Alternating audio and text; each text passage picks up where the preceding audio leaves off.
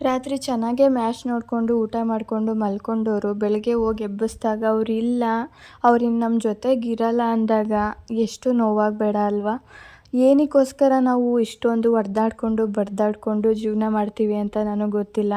ಅಷ್ಟು ಸಂಪಾದನೆ ಮಾಡಬೇಕು, ಇಷ್ಟು ಸಂಪಾದನೆ ಮಾಡಬೇಕು, ಅದು ತೊಗೋಬೇಕು, ಇದು ತೊಗೋಬೇಕು, ನಾವು ಅವ್ರ ಥರ ಇರಬೇಕು, ಇವ್ರ ಥರ ಇರಬೇಕು ಅಂತ ಎಲ್ಲ ನಾವು ಪರದಾಡ್ತೀವಿ. ಏನು ಹೊತ್ಕೊಂಡು ಹೋಗೋದಕ್ಕೆ ಲಾಸ್ಟಲ್ಲಿ 3 ಅಡಿ 6 ಅಡಿ ಜಾಗದಲ್ಲಿ ನಮ್ಮನ್ನು ಮಲಗಿಸ್ಬಿಟ್ಟು ನಮ್ಮ ಎದೆ ಮೇಲೆ ಮಣ್ಣು ಹಾಕಿಸ್ಕೊಂಡು ಹೋಗ್ತೀವಿ ಅಷ್ಟೇ.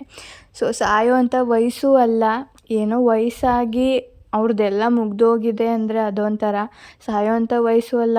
ನಮ್ಮ ಮನೆಯವರ ದೊಡ್ಡಮ್ಮನ ಮಗ ಮಂಜುನಾಥ್ ಅಂತ. ಏನಂದ್ರೆ ಏನೂ ಇಲ್ಲ, ನೈಟ್ ಚೆನ್ನಾಗೇ ಊಟ ಎಲ್ಲ ಮಾಡಿಕೊಂಡು ಮಲ್ಕೊಂಡಿದ್ದಾರೆ. ಬಟ್ ಬೆಳಗ್ಗೆ ಹೋಗಿ ಎಬ್ಬಿಸಿದಾಗ ಎದ್ದಿಲ್ಲ.